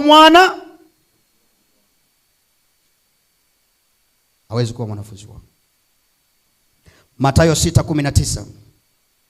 Hiyo nimesema, nilitaja pale, usijiwekea adhina. Namalizia hapa. Naomba tusimame hapa sasa, twende tukamshukuru Mungu. Simama mahali ulipo, utasimama na Biblia yako, utafungua kitabu kile cha Samueli wa pili 24 mstari wa 17. Samueli wa pili 24 mstari wa 17. Kumtolea Mungu kunakomesha mapigo. Tutaangalia hapa mapigo yalivyokoma, na makosa alifanyika hapa na Mungu. Samueli 24:17. Daudi alipomwona malaika aliyewapiga watu, akanena na Bwana akasema, tazama, ni mimi niliyekosa, ni mimi niliyepotoka, lakini kondoo hawa wamefanya nini? Mkono wako na uwe juu yangu na juu ya nyumba ya baba yangu. Siku hiyo Gadi akamwendea Daudi akamwambia, aya, kwea wewe ukamwinulie Bwana madhabahu penye kiwanja cha Arauna Myebusi. 19. Basi Daudi akakwea sawasawa na neno la Gadi, kama Bwana alivyomwamuru. 20. Huyo Arauna akatazama, akamwona mfalme na watumishi wake wakimjia. Arauna akatoka akasujudu mbele ya mfalme, kifurifuri hata nchi. 21. Arauna akasema, Bwana wangu mfalme amenijia mtumwa wake kwa kusudi gani? Naye Daudi akasema, makusudi ninunue kwako kiwanja hiki ili nimjenge Bwana madhabahu, ili kwamba tauni ipate kuzuiliwa kati ya watu. Kitu pekee ambacho Daudi alikosea kwa Mungu, akahesabu watu kinyume na mapenzi, Mungu aliipiga nchi. Ilipigwa kwa town. Na Biblia inasema Mungu akamwambia, hili town ikome, inabidi Daudi umtolee Bwana sadaka ya kumnunulia Mungu eneo ili iwekwe madhabahu. Kwa hiyo nataka niseme, tunapojitoa kwa Mungu, jitoa kwa ajili ya fedha na vitu vyetu kwa ajili ya Mungu, kuna mambo mengi katika maisha yetu ukomeshwa. Lazima tuwe waaminifu katika kuujenga ufalme wa Mungu. Daudi akasema, makusudi ninunue kwako kiwanja hiki ili nimjenge Bwana madhabahu, ili kwamba tauni ipate kuzuiliwa kati ya watu. Arauna akamwambia Daudi, Bwana wangu mfalme, na akitwae akatolea, anasema na akitwae akatolea yaliyo mema machoni pake, tazama ng'ombe awa kwa sadaka ya kuteketezwa, tena vyombo vya kupulia na vyombo vya ng'ombe viko kwa kuni. Anasema ng'ombe, mkato viko kwa kuni. 23. Vitu hivi vyote, mfalme, mimi Arauna nakupa wewe mfalme. Arauna, Daudi amekwenda kwa Arauna, lakini Arauna kwa sababu alikuwa anampenda Mungu, amefika kwa mfalme. Mfalme amefika kwake, na Mungu alijua kabisa kwamba Arauna ni mtu wangu, hawezi kuninyimilia eneo lake. Kwa hiyo nenda kwa Arauna. Wewe unadhani katika Israeli hapakuwa na watu wengine? Mpaka Mungu anamwambia aende kwa Arauna kupitia mkono wa malaika. Anamwambia nenda kwa Arauna ukaniinulie madhabahu pale, maana yake ukaniinulie, ukanijengee kanisa, ukaniwekee madhabahu pale. Anafika pale, Arauna anakimbia, anasujudu. Anamwambia, Bwana wangu umekuja kunini hapa? Anamwambia, nimekuja kumwekea Bwana madhabahu kwenye kiwanja chako hiki. Mwingine kabla hata hajaambiwa kwamba nanunua kiwanja chako, kabla hajaambiwa hivyo, yeye alikuwa tayari kujitoa kiwanja. Na si tu kiwanja, alikuwa na ng'ombe, alikuwa na vitu vyake vya thamani, tayari alikuwa ametaka kumpa Daudi. Lakini Mungu alikuwa anataka Daudi mwenyewe, sio Arauna. Kwa sababu aliyetenda kosa alikuwa ni Daudi, sio Arauna.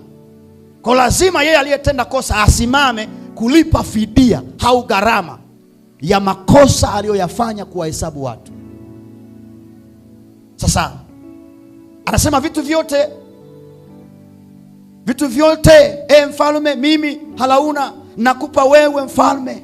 Kisha Arauna akamwambia mfalme, Bwana Mungu wako na akubariki.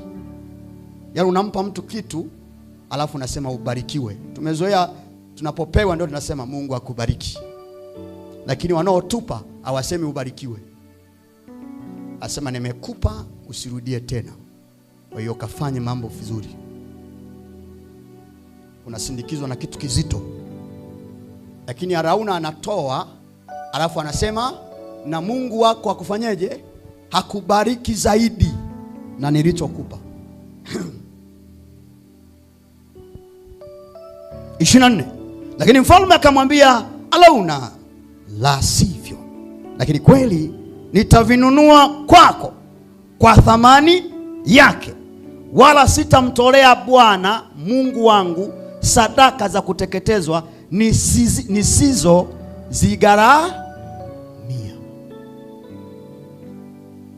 Anamwambia Arauna, ni kweli nitavichukua kwako, sitachukua bure, kwa sababu najua thamani ya Mungu wangu. Siwezi kumtolea Mungu kitu cha bure. Nataka nimtolee Mungu kitu ambacho nimetoa jasho langu, kitu ambacho nimekifanyia kazi, kitu ambacho nikitoa nasema nimetoa kweli, nilifanyia kazi kwa ajili ya Mungu. Ndio maana Mungu anamwambia Daudi, Daudi ni kipenzi chake. Hata kama Daudi alipitia makosa mengi kama mfalme, lakini ule moyo tu wa utayari wa kumpenda Mungu ulimfungulia milango na njia za rehema. Hapa Mungu anatangaza rehema kwa Daudi kwa ule moyo wa kumpenda. Angekuwa mtu mwingine asema, nashukuru vya bure. Kwa hiyo ng'ombe wangapi? 5. Ubarikiwe milele fadhili zako. Na nyimbo naimba kabisa. Ili Daudi anasema hapana, no. Akamwambia hapana, siwezi. Nitavinunua kwa thamani yake, wala sitamtolea Bwana Mungu wangu sadaka za kuteketezwa nisizozigharamia.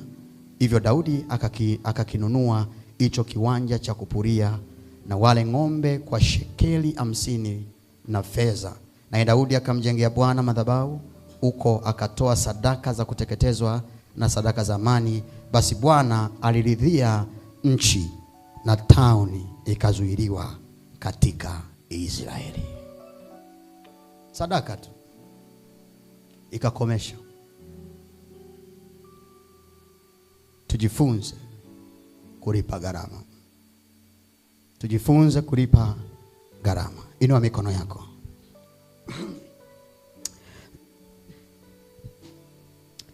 Sema, Bwana Yesu, nakushukuru kwa ajili ya neno lako ambalo umesema nami. Baba, ninaomba unisaidie nianze kuwa mwaminifu, nilipe gharama. Nisaidie Bwana, ikiwa kuna neno lolote limenenwa linanihusu kabisa, Baba unisamehe. Kuanzia sasa nitakaa chini na kupiga hesabu ili nilipe gharama. Bwana nisaidie katika jina la Yesu. Amen. Barikiwe na Bwana.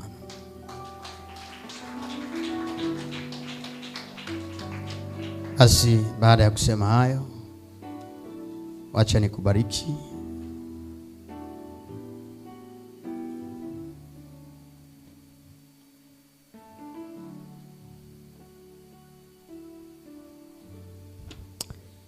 Inua mikono yako sasa nikubariki ili tuende nyumbani. Bwana akujibu siku ya dhiki. Jina la Mungu wa Yakobo likuinue. Akupelekee msaada kutoka patakatifu pake na akutegemeze kutoka Sayuni. Azikumbuke sadaka zako zote na kuzitakabali dhabihu zako. Akujalie kwa kadri ya haja ya moyo wako na kuyatimiza mashauri yako yote. Baba, ninaibariki siku ya leo ikawa ya baraka kwa watoto wako. Naibariki wiki inayoanza Jumatatu, Jumanne, Jumatano, Alhamisi, Ijumaa na Jumamosi pamoja na Jumapili. Naiweka mikononi mwako, Bwana Mwokozi, Mungu mwenye nguvu. Linda watoto wako, watunze Bwana. Naiweka hata safari ambayo tutasafiri kutoka hapa na kuelekea kule Bukoba. Ninaomba Baba, mkono wako uambatane nasi katika jina la Yesu. Ninakushukuru Bwana kwa maana utatenda katika yote sawa sawa na utendavyo kila wakati. Na katika jina la Bwana wetu Yesu Kristo Mwokozi, wote tuseme amen. Mungu wa mbingu na nchi awabariki sana.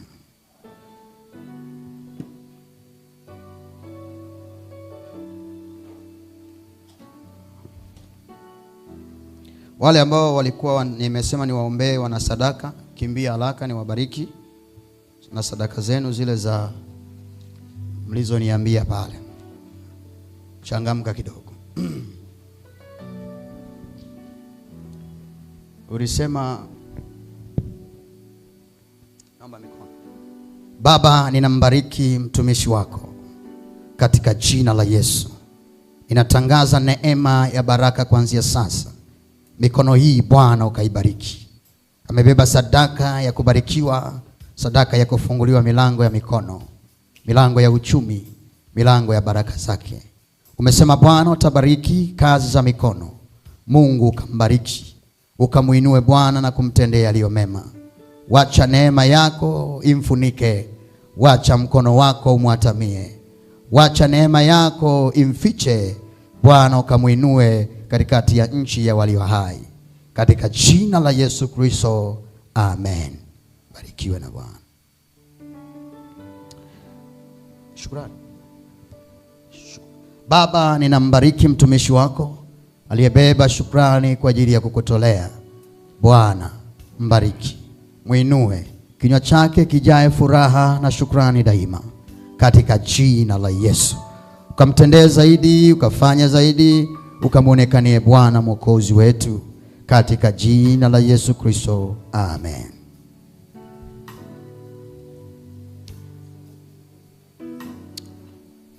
Amen. Baba, katika jina la Yesu natangaza sadaka hii ambayo ameitoa.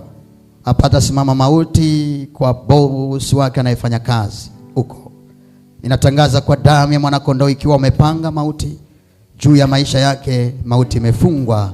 Natangaza uzima na neema, na Bwana Mwenyezi akamlinde na kumtunza, akakae katika maisha ya kumtegemea yeye daima. Katika jina la Yesu, amen. Umesema inafanyaje? Anasema iende kwenye mkutano.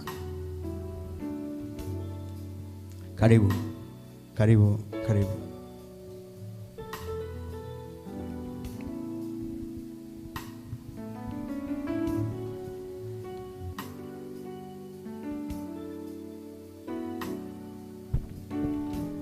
Haleluya.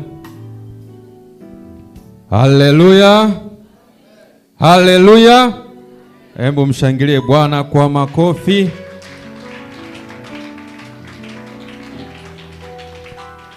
Amen.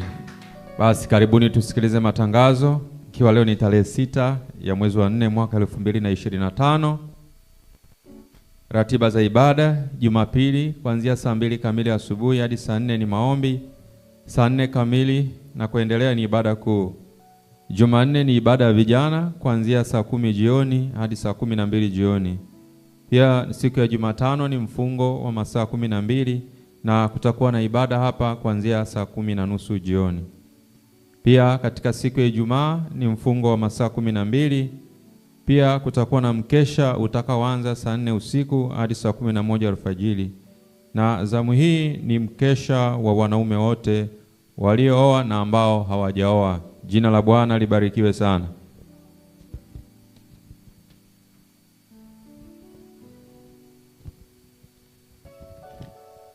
Prayer point za Ijumaa. Prayer point za Ijumaa ni utakaso binafsi na utakaso wa kanisa pamoja na familia yako. Taomba utakaso binafsi, utakaso wa familia na kanisa. Pia utamwomba Mungu kwa ajili ya mkutano wa wachungaji na mkutano wa nje katika wilaya ile ya Muleba mkoani Kagera. Pia matangazo mengine, si vyema kuongea muda wa ibada au kufanya matembezi muda wa kusikiliza neno. Hivyo tujitahidi sana kuheshimu ibada na kuwa na utulivu muda wa kusikiliza neno. Kitabu cha Habakuki sura ya 2 mlango wa 20. Lakini Bwana yumo ndani ya hekalu lake takatifu, dunia yote na inyamaze kimya mbele zake. Amina.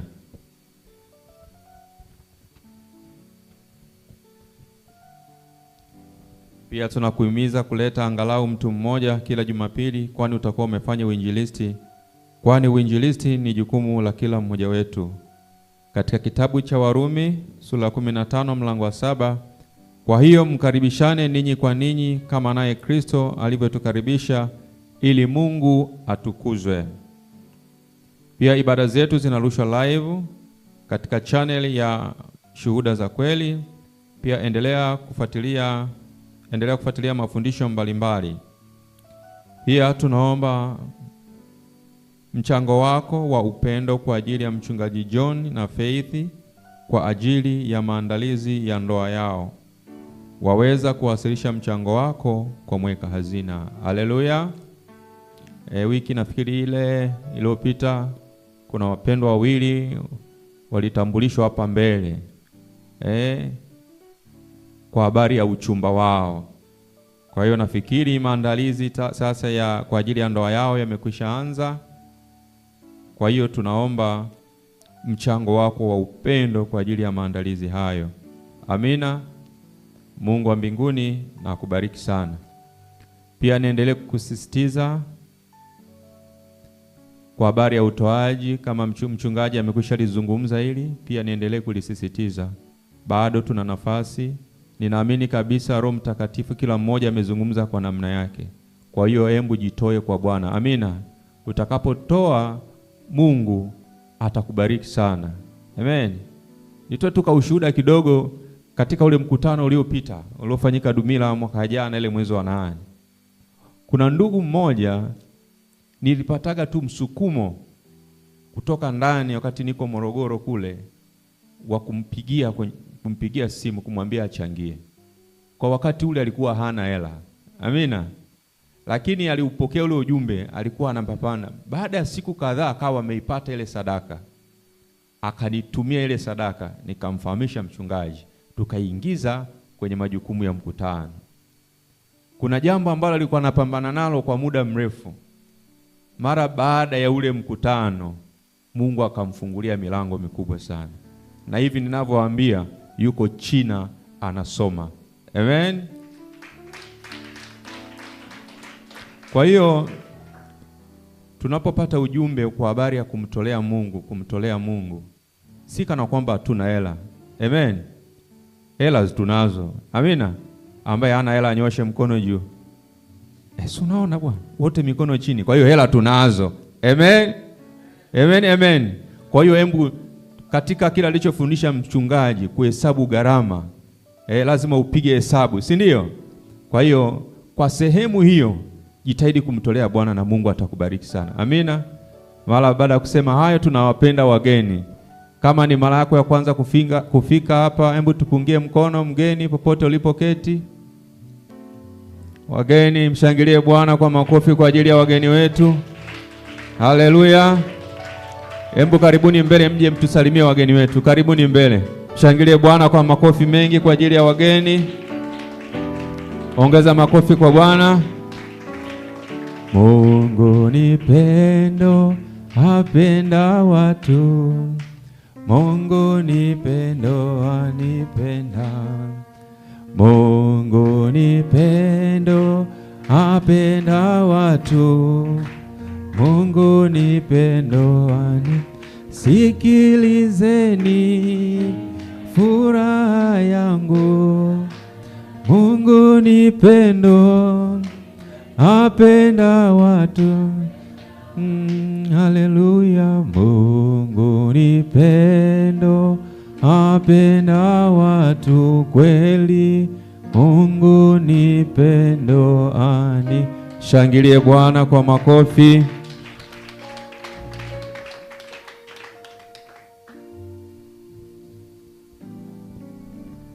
Majina yangu naitwa Anita, natokea hapo Madale, nimekuja kujiunga na nyinyi.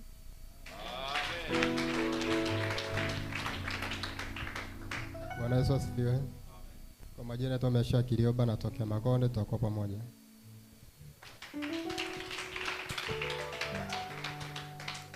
Bwana Yesu asifiwe. Kwa majina naitwa Skola Thomas, natokea Moshi, nimeokoka, nampenda Yesu.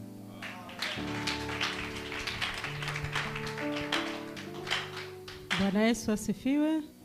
Kwa majina naitwa Caroline Constantini, nimeokoka, nampenda Yesu na nimefurahi kuingia katika kanisa hili. Bwana Yesu asifiwe. Kwa majina naitwa Enea Ezloni, nimeokoka, nampenda Yesu, nitakuwa pamoja na nyinyi mahali hapa. Bwana Yesu asifiwe. Kwa majina yangu naitwa Neema Prosper, nimeokoka na nimefurahi kusali pamoja nanyi na Mungu awabariki. Basi hebu mshangilie Bwana kwa makofi mengi kwa ajili ya wageni wetu. Amen, amen.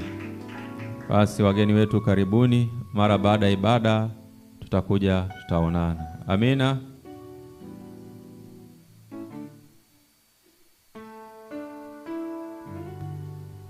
Amen. Nimesahau kuombea watoto. Watoto karibuni huko mbele. Joeni watoto.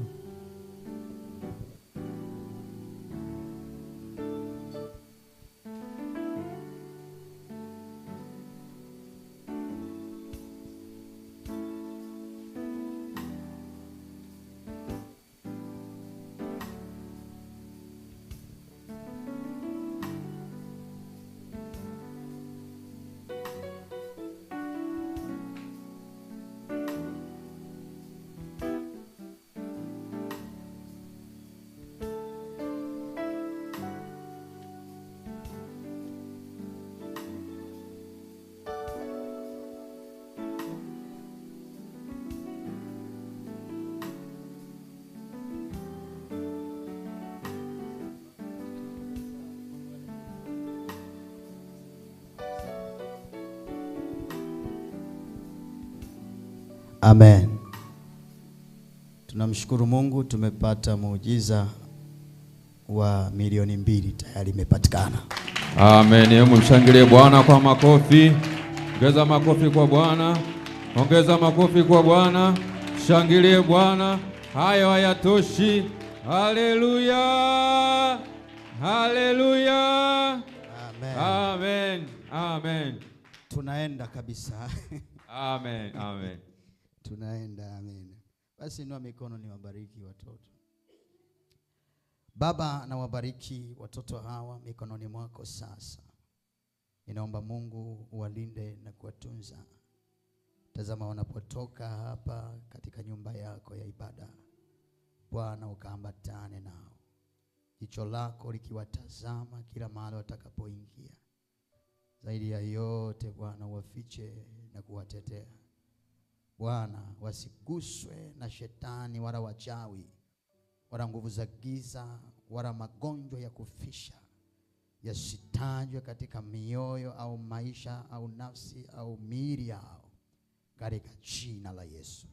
Ninawalinda katika wigo wa damu ya mwana kondoo, damu ya ushindi ikawazingile na kuwaficha katika jina la Yesu Kristo. Amen. Barikiwa na Bwana na Bwana bariki.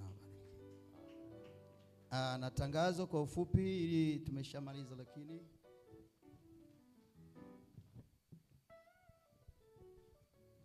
na tangazo kwanza hapa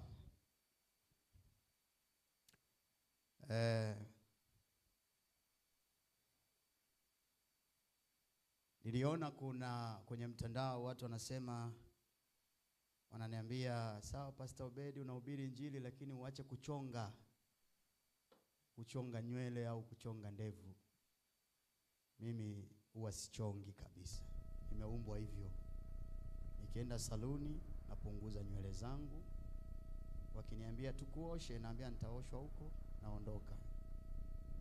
Sitaki kuoshwa, sitaki kuchongwa. Mimi wananipunguza nywele, nikimaliza nafanyaje?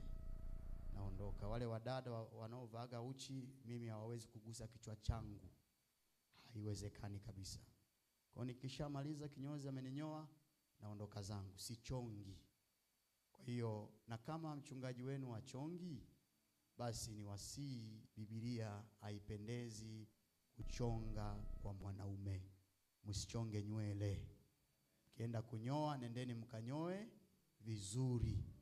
Pastor Kagolo anashika hivi, nisikia anasema nywele zangu zinaendaga hivi. Sawa, hata zikifika kwenye pua hapa ndiko ambako Mungu alipoziweka.